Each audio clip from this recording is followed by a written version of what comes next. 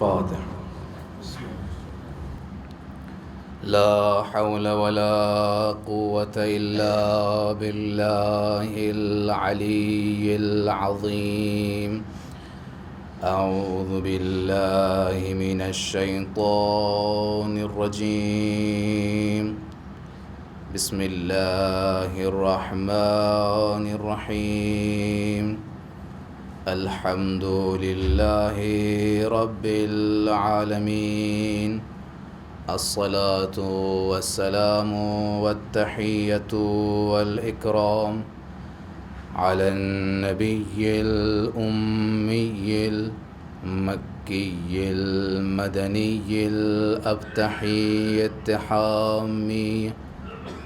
الرسول المسدد المصطفى الأمجد حبيب إله العالمين وخاتم النبيين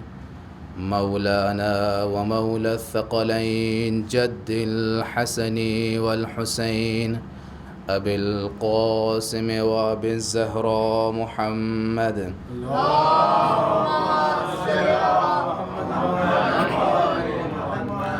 وعلى أهل بيته الطيبين الطاهرين المعصومين المظلومين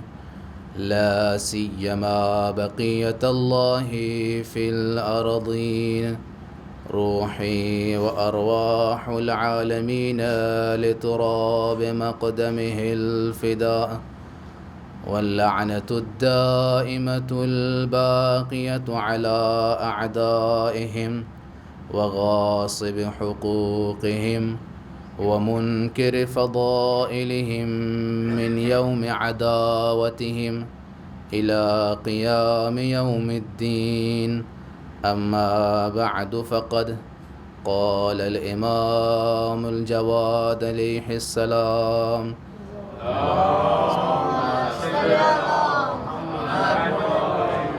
من استحسن قبیحا کان شریکا فی. صلوات پڑھے بر محمد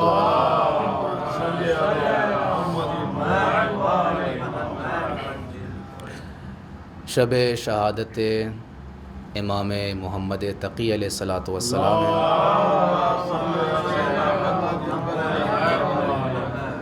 سب سے پہلے آپ تمام ہی عزاداران امام مظلوم کی خدمت میں اس غم انداز اور غم گسار موقع پر تعزیت اور تسلیت پیش کرتے ہیں، اور اس غم کو امام زمانہ کی خدمت میں بھی تعزیت اور تسلیت پیش کرتے ہیں. جس حدیث مبارکہ کو میں نے سرنامہ کلام قرار دیا ہے،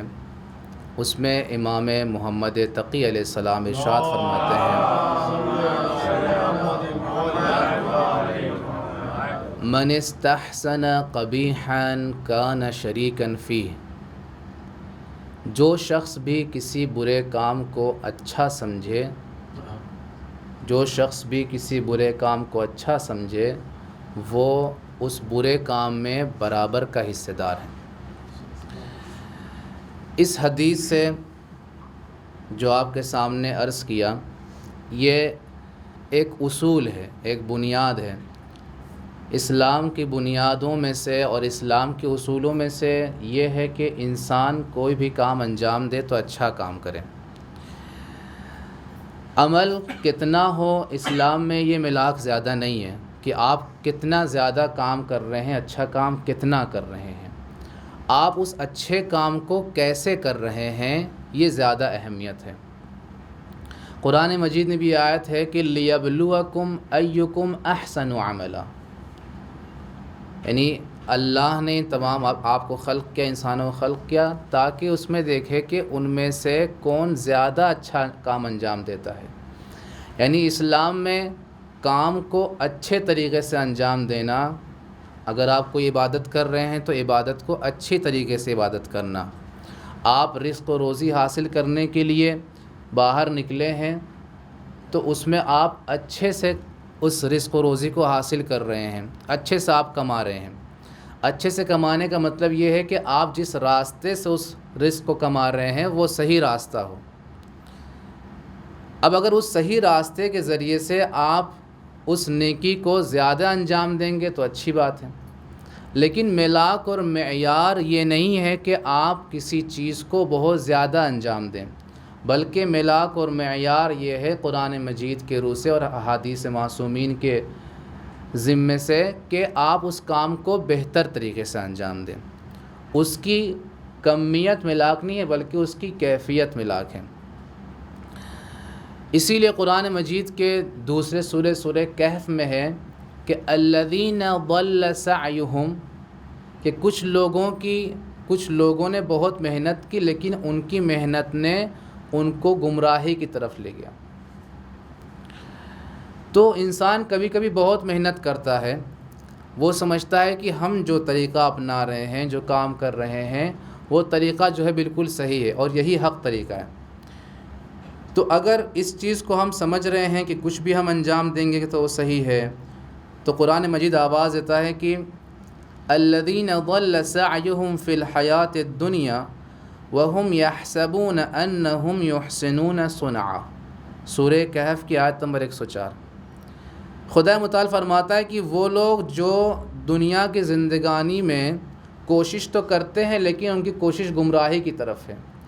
وہم یحسبون، جبکہ وہ یہ سمجھتے ہیں کہ ہم بہت اچھا کر رہے ہیں، وہ اپنے لحاظ سے سمجھتے ہیں کہ ہم بہت اچھا کام کر رہے ہیں، لیکن در حقیقت اگر دیکھا جائے تو وہ کام خدا کی بارگاہ میں بہت برا ہے۔ مثال دیتا ہوں تاکہ اس بات کو بچوں کے لیے واضح ہو جائے کہ مثال کے طور پہ آپ کوئی مجلس کرا رہے ہیں، بہت اچھا کام ہے، آپ کہیں قرآن خوانی کرا رہے ہیں، بہت اچھا کام ہے، لیکن آپ کی نیت قرآن خوانی اور مجلس پڑھانا نہیں ہے، آپ کی نیت یہ ہے کہ لوگ زیادہ سے زیادہ آپ کے مال کے فضیلت کو سمجھ سکیں کہ آپ کتنے بڑے جو ہے مالدار ہیں۔ کیوں؟ چونکہ آپ کی نیت یہ ہے کہ اس مجلس میں ایسا تبرک بانٹوں گا جس تبرک کو کہیں نہیں بانٹا جاتا ہے۔ مثلا میں فلاں کھجور کو منگاؤں گا دبئی سے، سعودی سے منگاؤں گا جس کی قیمت اتنی زیادہ ہے، جب یہ لوگوں میں جائے گی تو لوگ پتہ چلے گا بھائی کتنے مالدار انسان ہیں۔ نیت کسی کو نہیں پتہ ہوتی، بات کسی خاص شخص کی نہیں چل رہی ہے، بات ایک مثال کی چل رہی ہے۔ تو آپ اپنی نظر میں تو، آپ لوگوں کی نگاہوں میں تو بہت اچھی مجلس کر رہے ہیں، بہت بہترین بیانات ہوئے، لوگوں کے لیے تو فائدہ ہوا، لوگوں نے جو اچھے الفاظ اور اچھے حدیثیں سنی، قرآن کی آیتیں سنی، لوگوں تو فائدہ ہوا، لیکن آپ نے جو نیت کیا تھا اس اچھے کام کی، آپ سمجھ رہے تھے اچھا کام ہے، لیکن در حقیقت یہ آپ کا اچھا کام نہیں ہے بلکہ بہت برا کام ہے۔ تو قرآن کہتا ہے الذین ضل سعیہم فی الحیاۃ الدنیا، ان کی کوشش نے ان کو گمراہی کی طرف دنیا میں لے گئی، جبکہ وہ یہ سمجھ رہے تھے کہ وہ اچھا کام کر رہے ہیں۔ پھر کیا ہوگا؟ اولئک الذین کفروا بآیات ربہم ولقائہ فحبطت اعمالہم، نتیجہ یہ ہوگا ان کے اعمال حبط ہو جائیں گے۔ یہ حبط عمل کس کو کہتے ہیں؟ حبط عمل یہ بہت سمجھ لیجئے کہ اگر کسی کے اعمال حبط ہو جائیں، حبط کا مطلب ہوتا ہے کہ آپ کے جتنے بھی اعمال آپ نے انجام دیے ہیں سب کے سب ختم ہو جائیں، آپ نے اپنے اعمال کو فارمیٹ مار دیا، ایسا فارمیٹ مار دیا کہ وہ واپس آنے والا بھی نہیں ہے۔ آپ نے اتنی اچھائیاں انجام دی، اتنی اچھائیاں انجام دینے کے بعد آپ نے کسی عمل کی وجہ سے اپنے سارے اعمال کو آپ نے کیا کر دیا؟ فارمیٹ مار دیا، کوئی عمل آپ کا نہیں ہے، سب ختم ہو گئے۔ یہ نہیں کہ آپ نے فلاں برائی کو انجام دیا تو وہ ایک برائی کے بدلے کا ہوتا ہے نا، ایک برائی کے بدلے فلاں، لیکن قرآن مجید میں کہیں کہیں اللہ نے انسان کو متوجہ کیا ہے کہ ایسا نہیں ہے کہ اگر آپ سوچ رہے ہیں کہ آپ نے فلاں برائی کو انجام دیا تو صرف وہی برائی کے بدلے ایک سزا ملے گی، یا ایک آپ کا جو ہے مثلا نیک عمل جو ہے قیامت میں اس کے بدلے ہو جائے گا تو باقی اعمال تو باقی ہیں۔ نہیں، کبھی کبھی آپ کے کسی عمل سے آپ کا سارے اعمال ختم ہو جاتے ہیں، سارے نیک اعمال ختم ہو گئے، گویا آپ نے کچھ کیا ہی نہیں ہے آج تک۔ جیسے جو رسول خدا کے بارے میں ہے، سورہ حجرات میں ہے کہ جب لوگوں نے رسول خدا کے حضور میں، رسول خدا کے پاس بیٹھ کر کے اپنی آوازوں کو بلند کیا تو آیتیں جب نازل ہوئی تو اس میں یہی کہا تھا کہ اپنی آوازوں کو رسول کے مقابلے میں بلند مت کرو، کہیں ایسا نہ ہو جائے کہ آپ کے اعمال حبط ہو جائیں۔ یعنی رسول کے مقابل میں رسول کے پاس بیٹھ کر کے اپنی آواز کو بلند کرنے سے، جبکہ آپ نے رسول کو کچھ کہا نہیں ہے، آپ رسول خدا کو کوئی برا بھلا نہیں کہہ رہے ہیں، آپ رسول خدا کی کوئی یعنی آپ رسول خدا کو کچھ برا نہیں کہہ رہے ہیں، ان کے بارے میں کچھ غلط الفاظ استعمال نہیں کر رہے ہیں، لیکن ان کے پاس بیٹھے ہوئے ہیں اور آپس میں بحث کر رہے ہیں یا آپس میں جو ہے بلند آواز میں بات کر رہے ہیں، تو یہ بھی اللہ کو ناگوار ہے کہ آپ رسول کے پاس بیٹھ کر کے اپنی باتیں کرنے لگیں اور رسول کی باتیں نہ سنیں۔ تو اس کا نتیجہ یہ نہیں ہے کہ آپ کو ایک گناہ مل جائے گا، اس کا نتیجہ یہ ہوگا کہ آپ کے سارے اعمال ختم ہو جائیں گے۔ تو کہیں کچھ مقامات ایسے ہوتے ہیں کہ انسان کے سارے اعمال حبط ہو جاتے ہیں، انسان کے سارے اعمال ختم ہو جاتے ہیں، اور صرف اعمال ختم نہیں ہوں گے بلکہ قرآن نے بڑھ کے کہا کہ فَلَا نُقِيمَ لَهُمْ يَوْمَ الْقِيَامَةِ وَزْنًا ذَلِكَ جَزَاؤُهُمْ جَهَنَّمُ بِمَا كَفَرُوا۔ ان کی جزا کیا ہے؟ ان کو کیا ملے گا آخرت میں؟ جب اعمال ہی سب ختم ہو جائیں گے تو جہنم کے سوا کیا مل سکتا ہے؟ تو عزیزان گرامی، امام جواد فرماتے ہیں کہ جو شخص کسی برے کام کو اچھا سمجھے گا وہ برابر کا شریک ہے اس غلط کام میں۔ اور اس چیز کو اگر آپ دیکھیں گے تو زیارت عاشوراء میں کیا ہے؟ زیارت عاشوراء میں بھی اس طریقے کے کچھ الفاظ ہیں کہ ان لوگوں پر اللہ کی لعنت ہو اور عذاب ہو جن لوگوں نے آپ پر ستم کیا، ظلم کیا، ان لوگوں پر جن لوگوں تک یہ بات پہنچی اور وہ اس بات پہ راضی رہے۔ تو کبھی کبھی آپ کا کسی بات پہ راضی ہونا بھی آپ کو اس کام میں شریک کرتا ہے، اور یہ وہی چیز ہے جو انسان کسی برے کام کو اچھا سمجھے گا، یعنی اس کو اس کام کی رضایت حاصل ہے، وہ راضی ہے اس بات پر کہ مثال کے طور پہ کسی مومن کی غیبت ہو رہی ہے اور آپ کو اچھا لگ رہا ہے، غیبت آپ نے نہیں کیا ہے لیکن غیبت کوئی اور کر رہا ہے، غلط کام ہے، آپ کو اچھا لگ رہا ہے، آپ نے غیبت نہیں کیا، اللہ قیامت میں لکھ دے گا علی حمزہ بھی شامل تھا اس میں۔ وہاں جائیں گے پالنے والے، میں نے تو کچھ نہیں کیا تھا، میں نے تو کچھ بولا بھی نہیں، میں تو تھوڑا دور پہ بیٹھا ہوا تھا۔ اللہ کہے گا تمہارے دل میں خیال آیا کہ بہت اچھا کام کر رہے ہیں اور کرنا چاہیے۔ ایک مومن کی جو ہے غیبت کر رہے تھے، آپ بھی وہاں شامل تھے، ایک مومن کی برائی کر رہے تھے، آپ بھی سن رہے تھے اور آپ خوش تھے اس بات پہ، یعنی آپ اس کے برائی میں برابر کے شریک ہیں چونکہ اس برائی کو آپ اچھا سمجھ رہے تھے۔ تو انسان اگر کسی برائی کو بھی اچھا سمجھے گا تو سمجھیے اس کا جو ہے حشر وہی ہوگا جو برائی کرنے والے کا ہے۔ اسی لیے آپ تاریخ میں دیکھیے، جس وقت ناقہ صالح کو، جناب صالح جو اللہ کے نبی تھے، ایک ناقہ صالح جو ان کا معجزہ تھا، پہاڑ میں سے ناقہ نکلا تھا، اس کی اونٹنی تھی اور اس کا بچہ، اور کچھ لوگوں نے جو ہے اس آیت خدا کو، اس نشانی کو ذبح کر دیا، تو عذاب الہی نازل ہوا۔ عذاب الہی جو ہے دو لوگوں پر نازل ہوا، ایک وہ جس نے قتل کیا، جن لوگوں نے قتل میں شامل تھے، اور عذاب ان لوگوں پر بھی نازل ہوا جو لوگ اس قتل پر راضی تھے، قتل نہیں کیا تھا انہوں نے، لیکن چونکہ وہ راضی تھے اس بات پر کہ وہ اونٹنی قتل ہوئی اور ان کو بھی خوشی ہوئی اس بات پہ کہ وہ قتل ہو گئی، تو اللہ نے ان پر بھی عذاب نازل کیا۔ تو اگر آپ تاریخ کا مطالعہ کریں گے قوموں کا جن پر عذاب نازل ہوا ہے، تو ایسے بہت سے واقعات مل جائیں گے کہ گناہ کرنے والا کوئی اور تھا لیکن عذاب دوسرے پر بھی نازل ہوا ہے، چونکہ وہ بھی اس برائی سے دوسروں کو روک نہیں رہا تھا، یا وہ بھی اس برائی میں ان کے ساتھ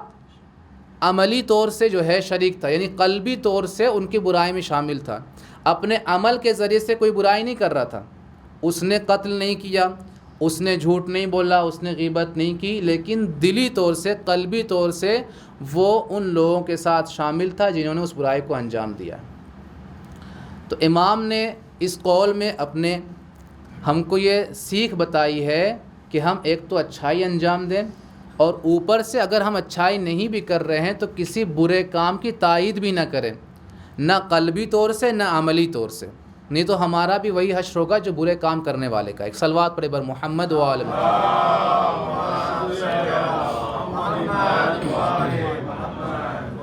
امام جواد علیہ الصلاۃ والسلام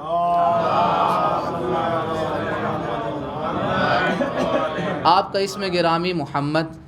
آپ کے القاب میں تقی، جواد، نجیب، مرتضیٰ، قانع، یہ مختلف القاب جس میں تقی اور جواد بہت زیادہ جو ہے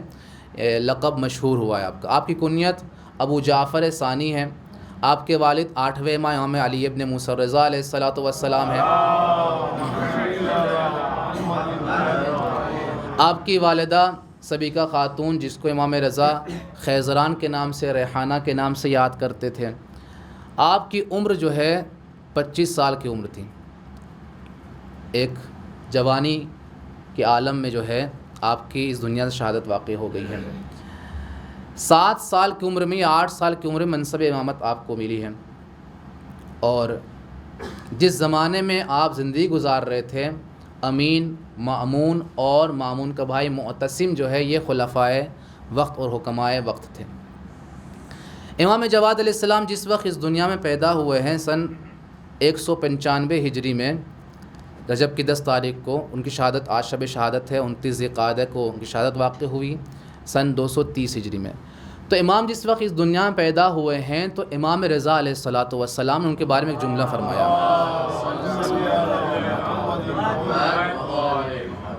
یہ جملہ امام نے بارہا، اس قدر امام نے اس جملے کو اپنے اصحاب کے سامنے بیان کیا کہ مختلف مقامات پر امام سے سوال پوچھا گیا اس نو مولود کے بارے میں، اس بچے کے بارے میں، یعنی نوے امام کے بارے میں۔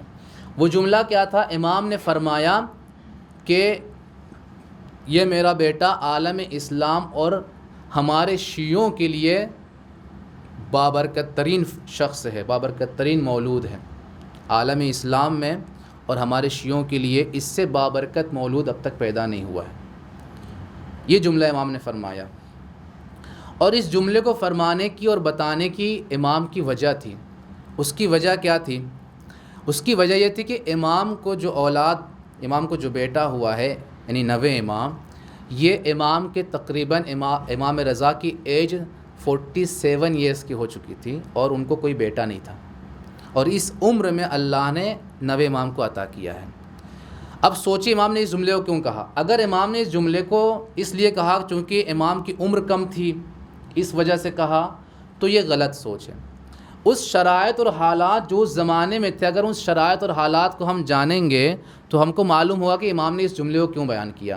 اگر اس شرائط اور حالات کو دیکھیں گے تو اس شرائط اور حالات میں اس زمانے میں مختلف، خود اہل بیت کے چاہنے والوں میں مختلف فرقے ایجاد ہو چکے تھے۔ کچھ واقفیہ تھے، کچھ زیدیہ تھے، کچھ کیسانیہ تھے، الگ الگ جو ہے فرقے وہاں پہ ایجاد ہو چکے تھے۔ واقفیہ وہ فرقہ ہے جو امام کاظم علیہ السلام تک وقف کیا تھا، جنہوں نے کہا تھا کہ امام کاظم یہ آخری امام ہے اور یہی امام زمانہ ہے جو پردے میں چلے گئے ہیں۔ یہ فرقہ واقفیہ ہے۔ اس کے پیچھے کچھ مادی اور دنیاوی وجہ تھی جس کی وجہ سے انہوں نے اس طریقے کو اپنایا تھا، یعنی وہ افراد جو امام کاظم کے وکیل تھے، امام کاظم کے وکیل تھے، انہی افراد میں سے ان لوگوں نے 8ویں امام کی امامت کو انکار کر دیا، اور 7ویں امام پر وہ باقی رہ گئے، اور اس کے بعد پھر کہنے لگے کہ یہ 7ویں امام ہی پھر پردے غیب میں چلے گئے ہیں اور یہی بعد میں آئیں گے۔ 8ویں امام کی امامت کو انکار کر دیا۔ تو ایسے حالات میں جب ایک فرقہ ہے جو امام کی امامت کو نہیں مان رہا ہے، اور انہوں نے رسول کی حدیث کو پڑھی ہے کہ رسول نے کہا 12 خلیفہ میرے ہیں، 12 جانشین ہیں، 12 امام آئیں گے، اور ان میں سے جو ہے امام حسین کی نسل سے 9 امام آئیں گے۔ وہ دیکھ رہے ہیں کہ سلسلہ امامت میں امام حسین کے بعد امام سجاد، پھر امام باقر، امام صادق، امام کاظم، امام رضا تک آئے ہیں، یہ سلسلہ یہاں تک آیا، ٹھیک ہے، لیکن امام رضا کی عمر 47 ایئرس پہنچنے والی، ان کی کوئی اولاد نہیں ہے۔ یہ کون سے امام ہیں جن کی اولاد ہی نہیں آ رہی ہے؟ تو اس وجہ سے جو ہے ان کو اور زیادہ دلیل مل رہی تھی، اور زیادہ بہانہ مل رہا تھا ان کو، تاکہ دیگر شیعوں کو امام کے اطراف سے دور کریں اور امام کی امامت میں ہی شک کروا دیں۔ امام رضا علیہ السلام کی ولایت میں اور امام رضا کی امامت میں شیعوں کے درمیان شک پیدا کریں کہ اگر یہ امام ہیں تو ان کا تو بیٹا نہیں ہے، امامت کہاں سے آگے بڑھے گی؟ اس کا مطلب یہ امام نہیں ہے جو 8ویں امام ہم کہتے ہیں، اس کا مطلب یہ 8ویں امام نہیں، 8ویں امام کوئی اور ہوگا، آپ لوگ غلط سمجھ رہے ہو۔ تو جب امام جواد پیدا ہوئے ہیں، اور امام رضا نے اس جملے کو کہا، تب معلوم ہوتا ہے کہ امام رضا نے اس جملے کو کیوں کہا، چونکہ واقفیہ کے افراد میں سے کچھ لوگوں نے امام رضا سے کچھ مکتوبات کیے، خطوط لکھے، کہا کہ آپ امام ہیں، کہتے ہیں اپنے کو امام ہیں، لیکن آپ کی تو اولاد ہی نعوذ باللہ آپ عقیم ہیں، آپ کی کوئی اولاد نہیں ہے، تو آپ کیسے امام ہو سکتے ہیں؟ جب آپ کی خود اولاد نہیں ہے تو آپ خود امام نہیں ہوں گے، کوئی دوسرا امام ہوگا جس کی اولاد ہو، جس کا بیٹا ہو جو امام بن سکے۔ تو امام نے اس کے جواب میں لکھا کہ عنقریب اللہ مجھے ایک بیٹا عطا کرے گا، اور یہی ہوا کہ امام کو اللہ نے بیٹا عطا کیا، اور اس بیٹے کے پیدا ہونے سے، امام جواد کے پیدا ہونے سے ان کے منہ پر تالا لگ گیا اور ان کے تمام نقشے جو ہے پانی میں مل گئے۔ تو اس لیے امام نے فرمایا کہ یہ بابرکت ترین جو ہے مولود ہیں۔ لیکن بعض جو مغرض افراد جو اس زمانے میں بھی تھے، انہوں نے بھی جو ہے امام کی ولادت جب ہو گئی تھی پھر بھی انہوں نے اعتراض کیا، انہوں نے کہا کہ یہ بچہ نعوذ باللہ جو ہے آپ کا نہیں ہے، اس کی شکل آپ سے تھوڑا ملتی نہیں ہے، لہٰذا قیافہ شناس لوگ، چہرے شناس لوگوں کو بلانا چاہیے، وہ لوگ فیصلہ کریں کہ یہ آپ کا بیٹا ہے کہ نہیں ہے۔ بہرحال الغرض وہ بھی اس میں بھی جو ہے وہ لوگ مات کھائے، اور قیافہ شناس افراد نے جو ہے ثابت کر دیا کہ امام کے بیٹے ہیں۔ وہ ایک تفصیلی واقعہ ہے۔ تو امام جواد علیہ السلام ایسے ماحول میں پیدا ہوئے، اور پھر جب امام کو امامت ملی، سوچیے ابھی امام کی عمر 7-8 برس کی ہے، امام رضا علیہ السلام کی شہادت واقع ہو گئی ہے۔ ایسے ماحول میں جب اس سے پہلے کسی امام کے ساتھ ایسا نہیں ہوا ہے کہ اس کی عمر جو ہے حد بلوغ تک بھی نہ پہنچی ہو، ایسے شخص جس کی بلوغ تک ابھی اس کی عمر تک نہیں پہنچی ہے، تو لوگوں کے ذہنوں میں ایک شک پیدا ہونے لگا ہے۔ جو اہل بیت کے چاہنے والے ہیں، جو عام افراد ہیں، ان کے دلوں میں بھی ایک شک پیدا ہونے لگا ہے کہ کیا جو کمسن شخص ہوتا ہے وہ امام بن سکتا ہے؟ کیا کوئی بچہ امام ہو سکتا ہے؟ ایسا ممکن ہے کہ کوئی بچہ امام بن جائے؟ چونکہ آج تک منصب امامت پر جس کو دیکھا ہے وہ بالغ رہا ہے۔ مولا کائنات کو دیکھیں، امام حسن کو دیکھیں، جب ان کو امامت ملی، امام علی علیہ السلام جب اس دنیا سے گئے، ان کی شہادت واقع ہوئی ہے، تو امام حسن باقاعدہ ان کی عمر تھی، باقاعدہ امام حسین کی عمر تھی، امام سجاد کی عمر تھی، امام باقر کی عمر تھی، ہر ایک کی جو ہے بلوغ کے حد تک تھے، شادی ہو چکی تھی۔ تو ابھی تک شیعوں نے نہیں دیکھا ہے کہ امام ہو اور ان کی عمر کم بھی ہو، لیکن امام نے اس کم عمری میں اپنے امامت کا ثبوت پیش کیا۔ جب امام رضا کی شہادت واقع ہوئی ہے تو مسجد نبوی میں گئے اور انہوں نے جو ہے اعلان کیا، میں محمد ابن علی رضا ہوں اور میں امام ہوں، اللہ نے جو ہے، میں ان تمام چیزوں سے واقف ہوں جو اللہ نے مخلوقات کو پیدا کیا، ان کے ظاہر و باطن سے واقف ہوں، اور میں لوگوں کے نسب میں، لوگوں کے انساب سے واقف ہوں کہ اس کا نسب کیا ہے، لیکن جس طرح سے میرے والد اظہار نہیں کر سکتے میں اظہار نہیں کرتا۔ جیسے ہی امام رضا شہید ہوئے اور امامت امام جواد علیہ السلام کو ملی، تو پھر مامون نے وہی کام کیا جو امام رضا کے ساتھ کیا تھا، یعنی امام جواد کو، نوے امام کو بھی مدینے سے اس نے بغداد بلا لیا۔ بغداد بلانے کے بعد امام جواد علیہ السلام کو اس نے اپنا داماد بنایا، اور یہ چال اس نے اپنائی کہ جب داماد بنا لوں گا تو جو میری بیٹی ہوگی اس کے ذریعے سے میں تمام چیزوں سے باخبر رہوں گا۔ اور ساتھ ہی ساتھ اس زمانے میں جو شیعہ تھے، جو اہل بیت کے چاہنے والے تھے، ان کے پاس بھی طاقتیں تھیں، کچھ گروہ ایسے تھے الگ الگ جو ان کے پاس طاقت تھی، ان کے پاس افراد تھے، تو ان سب کے نقشے، ان سب کے جو جتنے بھی حکومت کے خلاف اقدامات ہوں گے ان پر پانی پھر جائے گا۔ چونکہ جیسے میں نے امام رضا کو اپنے پاس رکھا تھا، شیعہ جو ہے مجھ پر کوئی اٹیک نہیں کر سکتے تھے، چونکہ ان کا امام ہمارے پاس تھا، ان کا امام ہمارے ساتھ ملا ہوا تھا۔ کیوں ملا ہوا تھا؟ چونکہ ہم نے ولایت عہدی دی تھی، ولی عہد بنایا تھا امام رضا کو۔ تو اسی طرح سے امام جواد کے ساتھ بھی کرنا چاہتے تھے، اور وہ یہ سمجھ رہے تھے کہ امام جواد تو ابھی نونہال ہے، ابھی تو بچہ ہے، 7-8 سال کے ہیں، جیسے جیسے عمر گزرتی جائے گی ہمارے پاس تربیت ہوگی، تو جیسے ہم تربیت دیں گے ویسے تربیت پائیں گے۔ ان کو معرفت نہیں تھی کہ امام دنیا میں آ کر امام نہیں بنتا ہے، بلکہ خدا متعال وہیں سے امام بنا کے بھیجتا ہے۔ یہ علم، جو علم ان کو حاصل ہوتا ہے، یہ علم دنیا میں آ کر حاصل نہیں ہوتا ہے، بلکہ خدا متعال جو ہے اپنی طرف سے ان کو علم عطا فرماتا ہے۔ اسی لیے بنی عباس کے لوگوں نے امام کو جب دیکھا کہ مامون اس طرح سے امام جواد کے ساتھ پیش آ رہا ہے اور وہ چاہتا ہے کہ امام کو ولی عہدی دے اور ان کو دربار میں بلا کر کے ان کو کچھ منصب دے، اپنی بیٹی ان کے حوالے کر رہا ہے، ان کی نکاح میں دے رہا ہے۔ تو عباسیوں نے اعتراض کیا، اب تو موقع ملا ہے، انہوں نے کہا اب تو موقع ملا ہے کہ عباسیوں کے پاس حکومت آ رہی ہے، تم پھر آل علی کی طرف حکومت کو دے رہے ہو۔ تو کہا تم جانتے نہیں ہو، ان کے چھوٹے ہوں یا بڑے ہوں، ان کو جو ہے ان کے پاس معدن علم ہے، ان کے پاس خزانہ علم ہے، تم ان کے قد کو مت دیکھو، ان کی عمر کو مت دیکھو۔ مامون کی جو طریقہ کار تھا دوسرے خلفاء سے الگ تھا۔ مامون بہت چالاک انسان تھا۔ دیکھیے ایک مرتبہ کیا ہوتا ہے، آپ نے کسی کا حق چھین لیا، پتہ چل گیا آپ ظالم ہیں، پتہ چل گیا آپ ظالم ہیں۔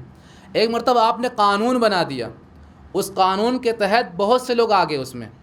اور آپ نے لیکن قانون کا عمل صرف اسی فرد پہ کیا،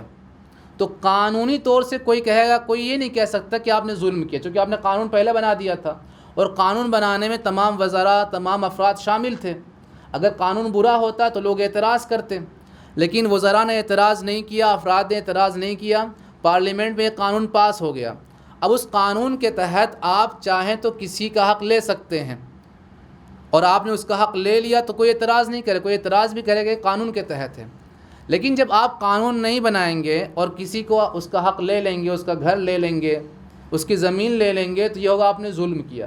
تو مامون کس طرح سے تھا، وہ بہت شاطر دماغ، بہت چالاک دماغ کا تھا۔ وہ چاہتا تھا کہ اس کی شخصیت دنیا بھر لوگ کے سامنے مجروح نہ ہو، کوئی یہ نہ کہے کہ یہ شخص ظالم ہے، اہل بیت کے خلاف اس نے ظلم کیا ہے اور ان کے ساتھ زیادتی کی ہے،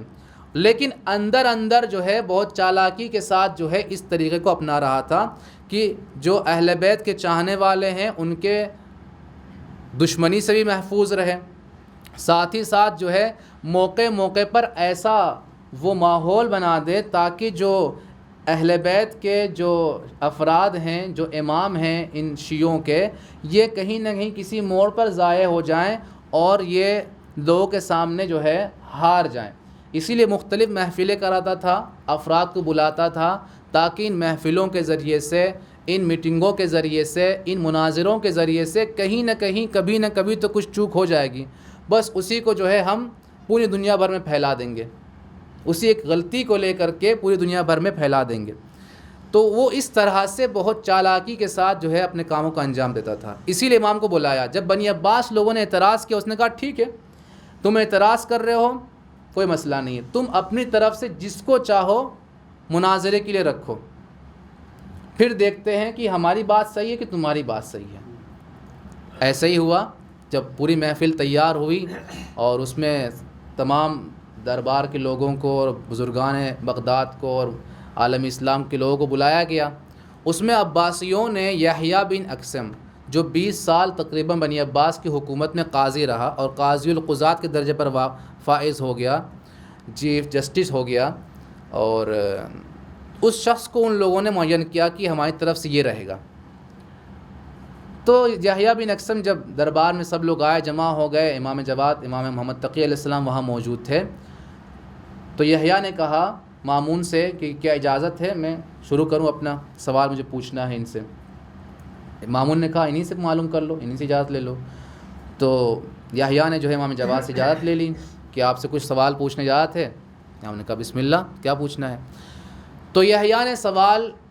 سوالوں میں بہت سے سوال ہو سکتے تھے، لیکن یحییٰ بن اقسم نے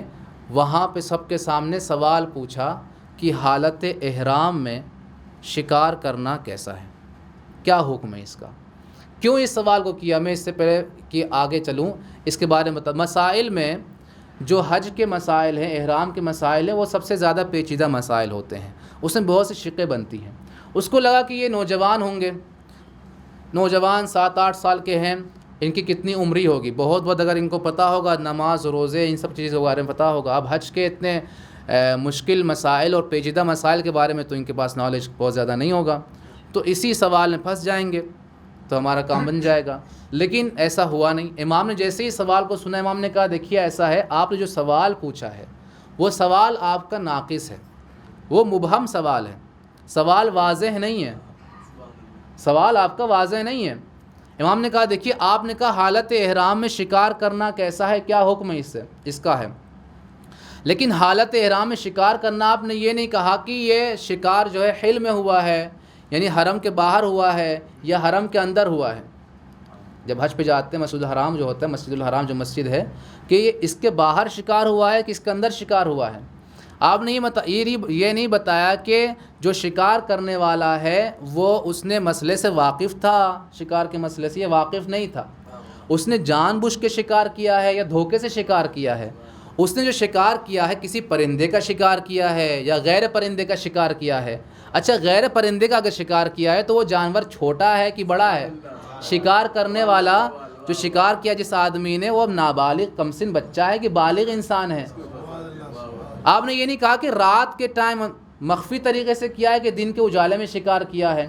جو احرام باندھا ہے وہ احرام حج کا احرام تھا کہ تمتع کا احرام تھا؟ جس نے شکار کیا ہے وہ غلام تھا کہ آزاد تھا؟ اب جب امام نے ان تمام شکوں کو نکالا تو وہ تو پریشان ہو گیا کہ یہ تو بچہ بہت کچھ جانتا، اور لوگوں نے اس کے چہرے کو جب دیکھا سمجھ گئے کہ یہ جو ہے ہار گیا۔ یحییٰ بن اقسم جو ہے بس سوال ہی میں جو شقیں امام نے بنائی اسی سے وہ ہار گیا ہے۔ تو ان تمام شقوں کو دیکھنے کے بعد وہ تو سمجھ رہا تھا یہ تو کمسن بچہ ہے، کیا جانے گا یہ سب چیزیں، لیکن چونکہ امام کی معرفت نہیں تھی نا، اس کو امام کی عمر خالی پتہ تھی، اس کو لگا کہ یہ 7 سال کا بچہ 8 سال کا بچہ ہے، اس کو یہ اندازہ نہیں تھا کہ یہ امام ہے اور ان کے پاس جو علم ہے وہ کہیں اور سے آیا ہے۔ لہٰذا اس عدم معرفت کی وجہ سے اس نے امام کو ہلکے میں لیا اور اس سے جو ہے اس کی فضیحت ہو گئی۔ پھر وہاں پہ جب امام کا نکاح ام فضل سے مامون نے کرایا اور نکاح ہو گیا، اور یہ جو نکاح کا خطبہ جو پڑھتے ہیں آپ نے سنا ہوگا، یہ وہی نکاح کا خطبہ جو امام جواد نے وہاں پڑھا تھا۔ تو اس کے بعد مامون نے کہا کہ اس کا اگر آپ جواب دے دیں تو اچھی بات ہو جائے گی، ہم بھی جان جائیں گے۔ تو امام نے کہا دیکھیے ایسا ہے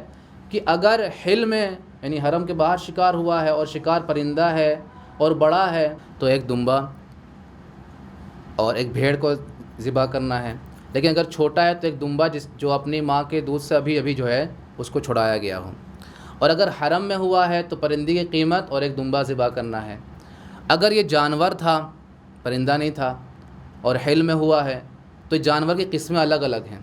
اگر وحشی گدھا ہے، اگر ہرن ہے، اگر جو ہے یہ شتر مرغ ہے تو ان کے الگ الگ جو ہے اس کا کفارہ ہے، اور اگر حرم کے اندر ہوا ہے، حل میں نہیں ہوا ہے تو اس کا کفارہ دگنا ہے، جو بھی کفارہ ہے۔ اس کے علاوہ امام نے کہا کہ اگر فرد آزاد تھا تو کفارہ اس کے ذمہ ہے، لیکن اگر غلام تھا کسی کا تو کفارہ اس کے آقا اور اس کے مالک کے ذمہ ہے۔ کمسن بچہ ہے تو اس پر کوئی کفارہ نہیں ہے، اگر بالغ ہے تو اس پر کفارہ واجب ہے۔ تو اس طرح سے امام نے مختلف جو ہے ہر ایک مسئلے کا جواب دیا، تو اس سے جو ہے پھر وہ بالکل چپ ہو گیا۔ پھر مامون نے کہا امام سے آپ پوچھئے، اس سے کچھ سوال پوچھئے۔ اب وہ بندہ پہلے ہی جو ہے پریشان ہو گیا تھا سوال پوچھنے کے بعد۔ امام نے کہا اگر اجازت میں آپ سے سوال پوچھوں، تو اس نے پہلے کہہ دیا کہ دیکھیے ایسا ہے اگر مجھے آتا ہوگا میں جواب دوں گا، نہیں آتا ہوگا تو آپ ہی فرمائیے گا۔ امام نے کہا آپ یہ کون سا بندہ ہے، ایک شخص کے بارے میں کہا کہ ایک شخص ہے جو ایک خاتون پر نظر ڈالتا ہے، تو وہ خاتون جو اس کے لیے صبح میں جو ہے حرام ہوتی ہے، دن چڑھتے اس پر حلال ہو جاتی ہے، ظہر کے وقت حرام ہو جاتی ہے، پھر عصر وقت حلال ہو جاتی ہے، پھر مغرب کے ٹائم حرام ہو جاتی ہے، پھر عشاء کے ٹائم حلال ہو جاتی ہے، پھر آدھی رات میں حرام، پھر صبح میں حلال ہو جاتی ہے۔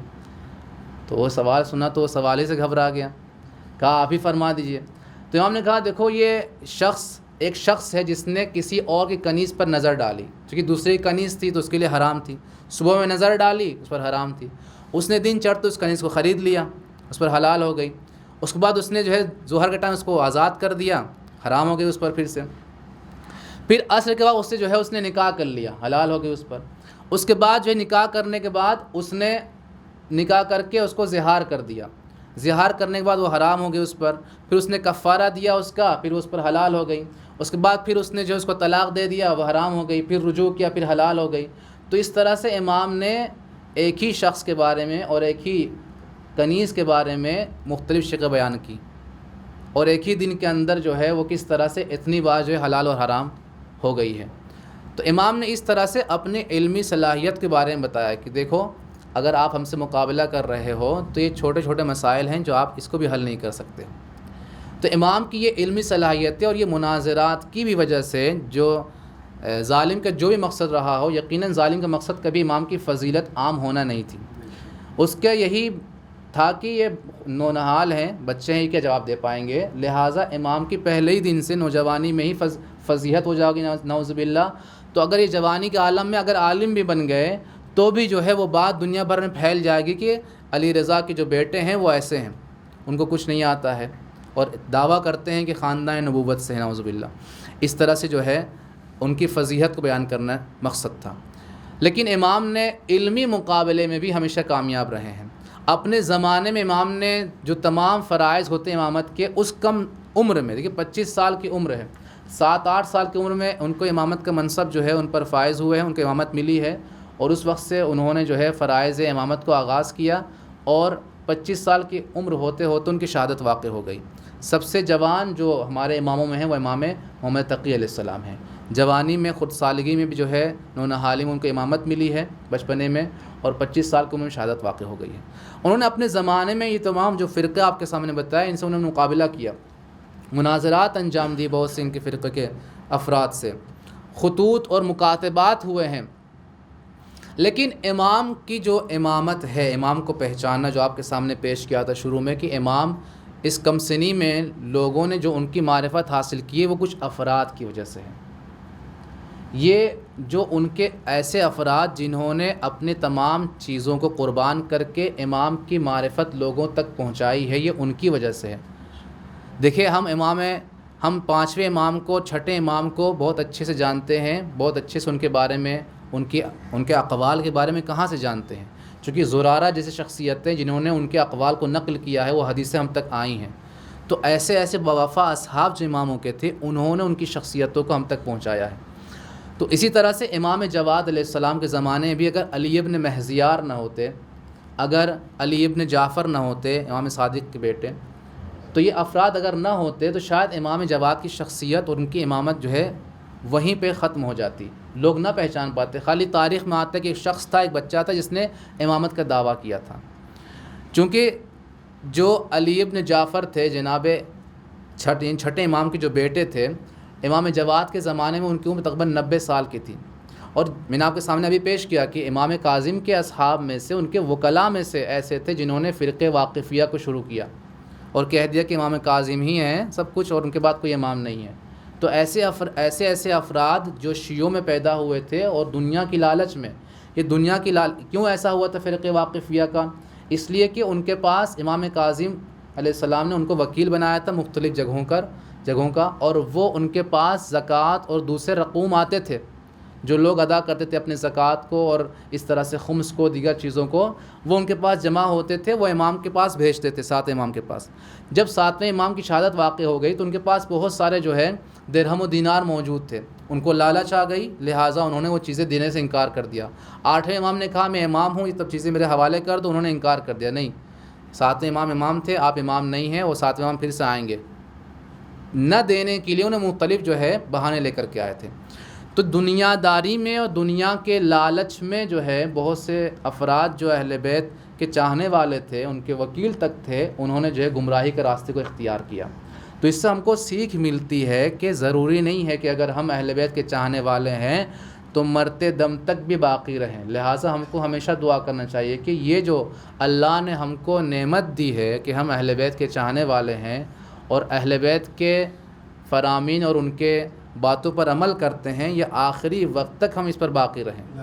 ایسا نہ ہو کہ ہم ابھی ہیں، کل کو کوئی ایسا مسئلہ پیش آ جائے، کوئی ایسا معاشرے میں کوئی ایسی پریشانی آ جائے جس کی وجہ سے ہم کو اس چیز کو چھوڑنا پڑ جائے اور ہم گمراہی کی طرف چلے جائیں دنیا کی وجہ سے. تو یہ ضروری ہے. تاریخ جب پڑھیں گے تو ایسے بڑے بڑے افراد ملیں گے جو گمراہ ہو چکے ہیں، جنہوں نے گمراہی کا راستہ اختیار کیا. اس کے اپوزٹ ایسے افراد تھے جنہوں نے اہل بیت کو پہچنوایا. یہ آخری بات اور ربط مسائل، جن میں سے علی بن جعفر امام صادق کے بیٹے تھے. اللہم صلی علی محمد. تصور کیجیے اس ماحول میں کہ امام جواد کی عمر کم ہے، امام جواد نے کسی ایسے خاندان میں شادی کی ہے، کسی ایسے لڑکی سے شادی کی ہے جو اہل بیت اور خاندان علی علیہ السلام کے دشمن کہلاتے ہیں، خاندان عباسی شادی کی ہے. تو جب یہ تصور آپ کے ذہن میں رہے گا تو اب سوچیے امام کے بارے میں لوگ کیا سوچتے ہوں گے، کیا کیا چیزیں کہتے ہوں گے۔ ابھی اسرائیل کے جو پی ایم ہیں اس کی لڑکی سے ہمارے جو رہبر ہیں ان کی مثلا لڑکے کی شادی ہو جائے تو اب کیا تصور کریں رہبر کے بارے میں؟ غلط تصورات ذہن میں آئیں گے۔ تو ایسے تصور کی امام نے شادی کی ہے مامون کی لڑکی سے، تو لوگوں کے ذہنوں میں کیا تصورات آ رہے ہوں گے؟ تو ایسی کسی میٹنگ میں امام کو بلایا گیا، تو یہی جو امام جعفر صادق کے بیٹے جن کی عمر 90 سال کی تھی، اس زمانے کے حساب سے اگر چاہتے تو وہ دعوی امامت کرتے تو لوگ مان جاتے کہ یہ امام ہیں واقعا۔ ان کے جو ابوہت، ان کا جو علم، ان کی جو صلاحیت، جو تقوی پرہیزگاری تھی، اس لحاظ سے اگر دیکھا جائے۔ لیکن جیسے ہی امام جواد اس جگہ پر آئے اور گھر کے اندر قدم رکھا، انہوں نے فوراً امام کے نالین کو اپنے ہاتھوں سے نکالا، امام کے ہاتھ کو بوسہ دیا اور اللہ کی بارگاہ میں شکر ادا کیا کہ اللہ نے جو ہے آپ کو ہمارا امام قرار دیا ہے۔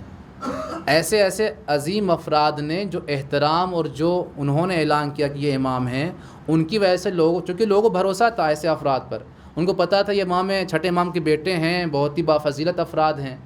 جب ایسے افراد کسی کی تائید کریں گے جن کے دلوں میں شک و شبہ ہے، ظاہر سی بات ہے وہ ان کی باتوں کو مانیں گے تو ان کو یقین ہو جائے گا۔ جب یہ کہہ رہے ہیں کہ یہ امام ہیں اور یہ احترام کر رہے ہیں تو یہ یقیناً امام ہوں گے۔ عمر کم ہے، ابھی لوگوں نے کچھ دیکھا نہیں ہے، اور اس زمانے کا ماحول یعنی امام ساتویں امام کے بعد کا جو ماحول رہا ہے، زیادہ ائمہ اطہار لوگوں سے مل نہیں پا رہے تھے، تمام کام جو ہے خطوط میں ہوتا تھا۔ کوئی مسئلہ مسائل ہے بھیجتے تھے، وہ خط پہنچتا تھا نہیں پہنچتا تھا، راستے میں پتہ چلا کہ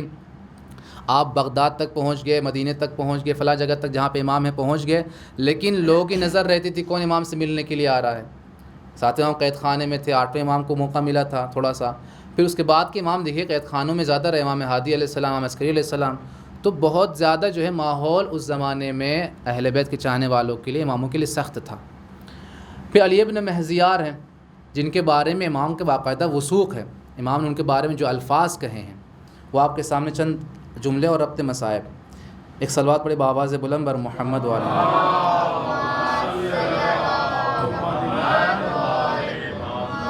امام نے کہا، ایک خط میں لکھا کہ یا علی، اے علی ابن مہزیار، یعنی دیکھیے اس قدر امام کو محبت ہے کہ امام نام سے یاد کرتے ہیں۔ انسان کسی کو نام سے کب یاد کرتا ہے؟ جب اس کو محبت ہوتی ہے، جب آپس میں دوستی ہوتی ہے تو انسان نام سے یاد کرتا ہے، علی محمد پکارتا ہے۔ لیکن جب نہیں ہوتی تو انسان جناب، حضور، آپ، یا کنیت سے، اس زمانے میں کنیت سے لوگ پکارتے تھے، ابو جعفر، ابو محمد، اس طرح سے۔ لیکن امام اس قدر علی ابن مہزیار کو چاہتے ہیں کہ اس کو نام سے پکار رہے، کہہ رہے ہیں یا علی، اے علی، احسن اللہ جزاک، اللہ تمہیں جزائے خیر دے، وَأَحْسَنَكَ جَنَّتَهُ، اور اللہ تم کو اپنی جنت دے دے، وَمَنَعَكَ مِنَ الْخِزْيِ فِي الدُّنْيَا وَالْآخِرَةِ، اور دنیا اور آخرت میں تم کو کبھی خار نہ ہونے دے، وَحَشَرَكَ اللَّهُ مَعَنَا، اللہ تم کو قیامت میں ہمارے ساتھ محشور کرے، یا علی قد بلوتك وخیرتك فی النصیحہ، میں نے تم کو جتنا آزمانا چاہیے تھا، ایک شخص کو جتنا آزمانا چاہیے تھا میں نے تم کو آزما لیا، میں نے تم کو دیکھ لیا، تم ہمارے بارے میں ہمیشہ نیک خواہ ہو، والطاعہ، طاعت میں تم ہماری اطاعت کرنے والے ہو، والخدمہ، اور جتنا خدمت کرنا چاہیے تم نے ہماری خدمت کی ہے، والتوقیر، اور جتنی بزرگی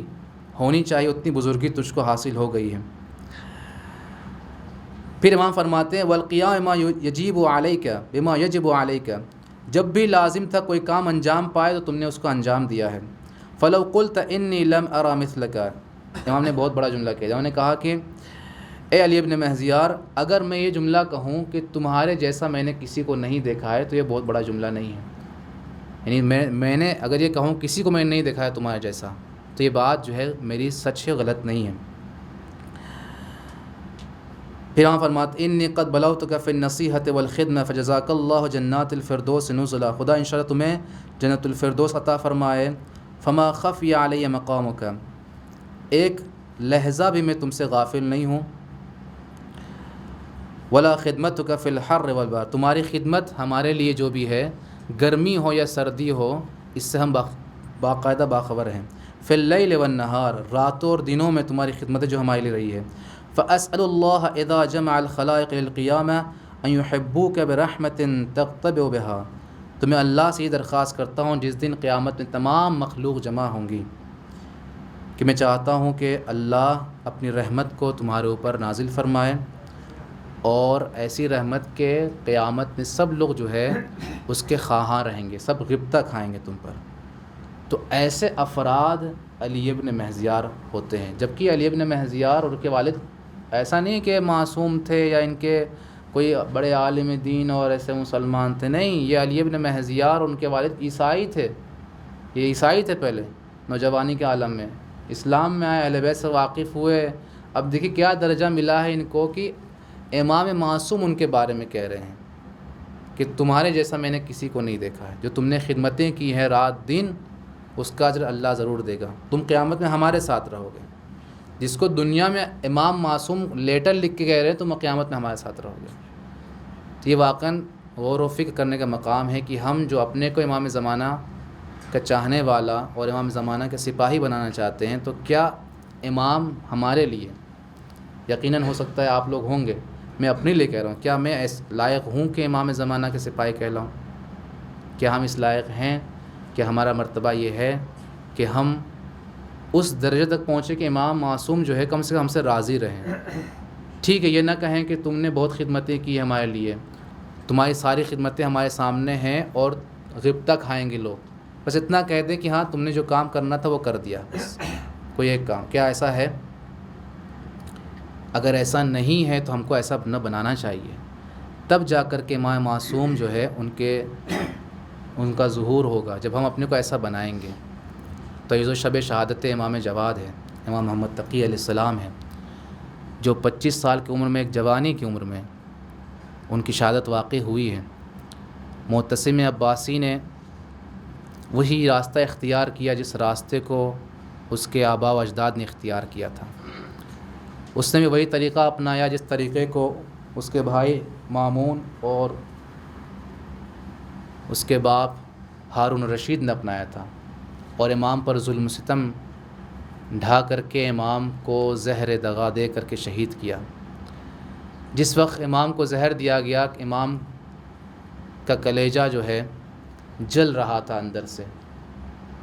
تصور کیجئے کہ امام کو زہر دینے والی شخصیت ان کی زوجہ ہو۔ تاریخ میں امام حسن کو زہر دینے والی ان کی زوجہ تھی۔ جب اپنے لوگ اس طرح سے زہر دیتے ہیں، اس طرح سے ظلم کرتے ہیں، تو انسان کو زیادہ افسوس ہوتا ہے۔ جو شریک حیات رہی ہو وہی انسان کو زہر دے کر شہید کرے، جبکہ انسان کائنات میں سب سے بافضیلت ترین شخص ہو۔ یقیناً امام پر ظلم ہوا ہے، امام کو زہر دے کر کے امام بہت مشکل کے ساتھ اس دنیا سے گئے ہوں گے، لیکن اس دنیا سے جب امام جا رہے تھے تو امام ہادی نے ان کو غسل دیا، کفن دیا، ان کو قبر کے حوالے کیا، بہت عزت و احترام کے ساتھ ان کو دفن کیا گیا۔ لیکن ہائے رے مظلوم کربلا، ہائے رے زہرہ مرضیہ کا لال جو نرغ اعداء میں گرفتار ہوا، اور امام حسین پر اس قدر ظلم ہوئے جو تاریخ میں کسی پر نہیں ہوئے۔ اس قدر ظلم ہوئے کہ امام حسین کا لاشا زمین کربلا پر پڑا رہا، 3 دن تک اس مظلوم کا جسم نازنین گرم ریتی پر پڑا رہا۔ حد تو یہ ہے کہ جسم چھلنی ہے، اس میں تیر و نیزہ و تبر کے زخم ہیں، تن پر سر نہیں۔ ارے اللہ اللہ، جس وقت امام سجاد بے جاز امامت کربلا تشریف لائے، بکھرے ہوئے لاشوں کو دیکھا، امام حسین کو قبر میں رکھا۔ قبر میں رکھنے کے بعد سر پہ سر تن سے جدا ہو چکا ہے، سر کو نہ دیکھا چہرے کو نہ دیکھا، کٹی ہوئی گردن پہ اپنے ہونٹوں کو رکھا۔ حسین کی غربت قبر کو جب بھر دیا ڈھک دیا، قبر کے اوپر اپنی انگلیوں سے رکھا، اپنی انگلیوں سے لکھا ھذا قبر حسین، یہ حسین کی قبر ہے، الذی قتلوہ عطشانا، جس کو پیاسا قتل کیا۔ الا لعنت اللہ علی القوم الظالمین، وسيعلم الذين ظلموا أي منقلب ينقلبون۔